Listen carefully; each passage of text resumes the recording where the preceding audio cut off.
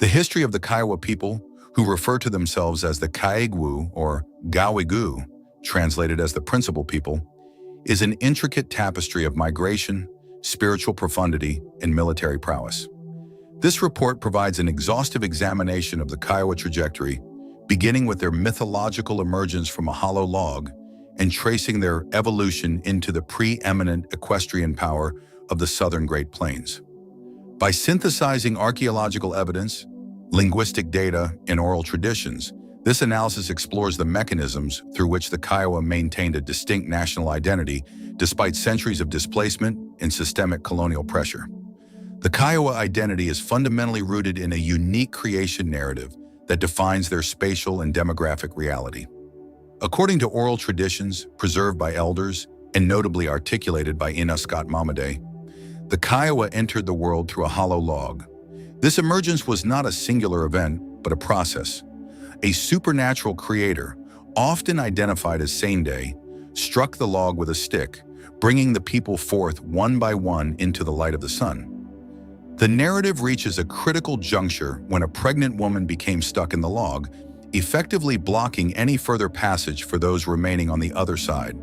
This stoppage serves as a traditional explanation for the Kiowa's status as a numerically smaller tribe compared to their neighbors. Philosophically, the names associated with this event, Kuda, coming out, and Tabdao, pulling out, indicate a culture that conceives of itself through movement and verb-based existence rather than static nouns. The other side remains a place of ancestral connection, suggesting that the tribe's earthly population is merely a fraction of a larger metaphysical whole. Sane, the central figure in Kiowa folklore, is a complex trickster-teacher archetype who can communicate with both animals and humans. Every Sane story begins with the phrase, "Sane was coming along," signaling his constant motion across the landscape. Sane is credited with bringing the Kiowa from their underground or forest-dwelling existence to the open plains, teaching them how to hunt bison and survive in the New World. Complementing Sane is the myth of the half-boys or split boy, a hero born of a human woman and the sun.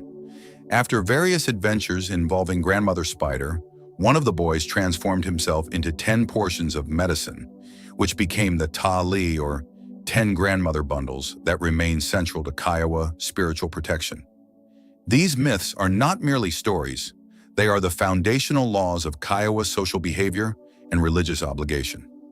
The physical journey of the Kiowa is one of the longest recorded migrations in North American history. Archaeological and early written records indicate that the Kiowa originated in the Kootenay region of present-day British Columbia, Canada, and the Yellowstone headwaters in Montana. In the 17th century, the Kiowa were mountain-dwelling hunters residing at the sources of the Missouri and Yellowstone rivers. During this period, their primary domestic animal was the dog, which pulled the travois, a frame used to transport belongings across the rugged terrain. They were neighbors to the Flathead and Sarcese tribes and lived in a region characterized by deep snows and harsh winters. Around 1650, the Kiowa migrated to the Black Hills of South Dakota and Wyoming. Here they formed a pivotal alliance with the Crow tribe, who acted as guides to the plains lifestyle. From the Crow, the Kiowa acquired the technologies of the teepee and the conceptual framework for the sun dance. However, the arrival of the Cheyenne and Sioux, who were themselves being pushed westward by the Ojibwa in the Great Lakes region, forced the Kiowa farther south. Driven by the conflict with the Sioux, the Kiowa moved down the Platte River Basin toward the Arkansas River area. During this southward movement, they encountered the Plains Apache, or Kiowa Apache, an Athabascan-speaking group that became permanently affiliated with the Kiowa. Despite linguistic differences, the two groups shared a common migration path and social structure, communicating primarily through plains sign talk. By the late 18th century, the Kiowa entered the southern plains, present-day Oklahoma, Texas, and Kansas, where they initially clashed with the Comanche, who already occupied the territory. In approximately 1790, the two nations negotiated a lasting peace and alliance. This partnership redefined the geopolitics of the southern plains. The Kiowa and Comanche hunted, traveled, and fought as a single military entity, effectively controlling the land between the Arkansas and Red Rivers. The acquisition of the horse from Spanish rancherias in the 18th century revolutionized Kiowa society, transforming them from a localized hunting group into a mobile, raiding empire. Horses allowed for a massive expansion of their hunting ranges and the ability to transport heavier camping goods, including larger teepees. The bison became the cornerstone of the Kiowa economy, providing food, hide for housing, and bone for tools. While women gathered roots, berries, and nuts, the men engaged in seasonal communal hunts. Before the horse, bison were hunted on foot using wolfskin disguises to approach the herd. With the horse, warriors could chase the herds at high speed, using bows and long lances to pierce the hearts of the animals. To manage the logistics of a nomadic equestrian nation, the Kiowa developed a highly organized military structure consisting of 6 male societies. These societies policed the camp, regulated the hunt to prevent premature scaring of the bison, and served as the primary defense force. The Kiowa language represents a significant linguistic outlier in the Great Plains. While the Kiowa culturally resemble the Comanche, who speak a Numic/Uto-Aztecan language, the Kiowa language is part of the Kiowa-Tanoan family, which is otherwise almost entirely composed of Puebloan peoples in New Mexico. Linguists categorize Kiowa as a polysynthetic language with a unique system of noun classes. Nouns are divided into 4 classes based on their inherent number: singular, dual, or plural. A defining feature is the inverse marker. If a noun that is inherently singular is given an inverse suffix, it becomes plural and vice versa. This system demonstrates a complex cognitive approach to categorization that remains a subject of intense academic research. The Tanoan branch includes the Tiwa, Tewa, and Towa, languages spoken in pueblos such as Taos, San Juan, and Jemez. The fact that the nomadic Kiowa share a linguistic ancestor with these sedentary farmers suggests a deep historical split that occurred thousands of years ago, long before the Kiowa migrated to the northern plains. This separation is so ancient that no oral traditions of the connection remain in either the Kiowa or Pueblo communities.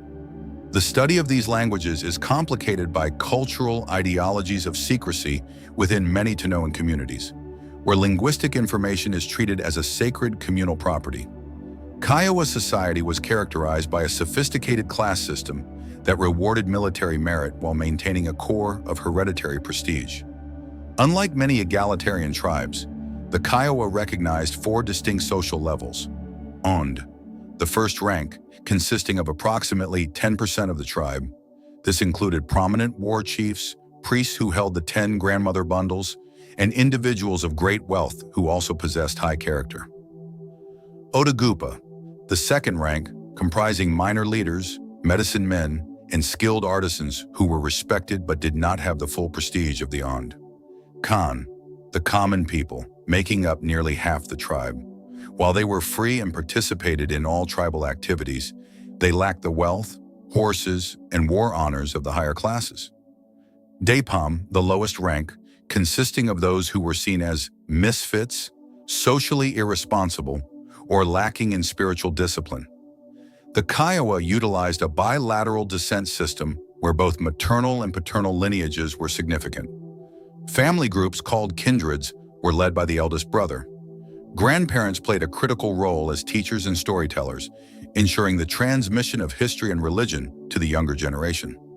Domestic life was clearly divided by gender, though women held significant informal power.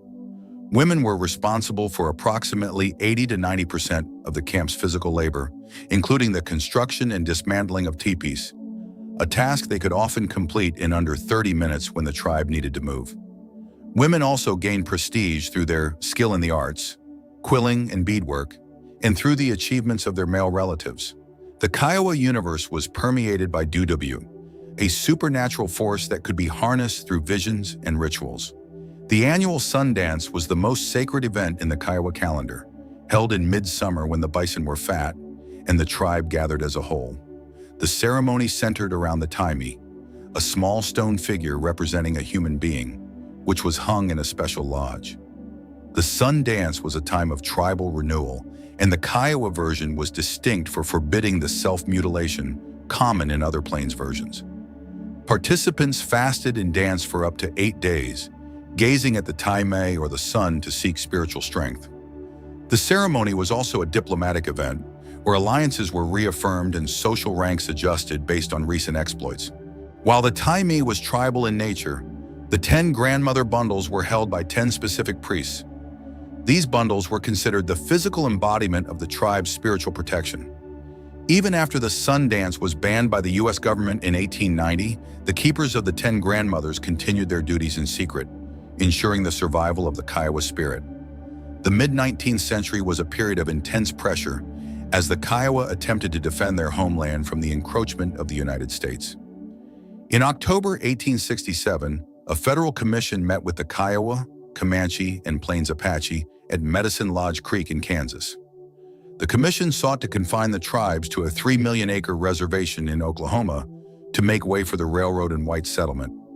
Prominent leaders like Satanta, Satank, and Lone Wolf signed the treaty, but they did so under the impression that they would retain their hunting rights on the open plains. Satanta, known as the Orator of the Plains, delivered a powerful speech expressing his love for the roaming life. "I love to roam over the prairies, but when I go through the country of the whites and see them making things, I feel better." However, the government's failure to stop white buffalo hunters from slaughtering the herds on tribal lands quickly led to a breakdown of the peace. The final resistance of the Kiowa culminated in the Red River War.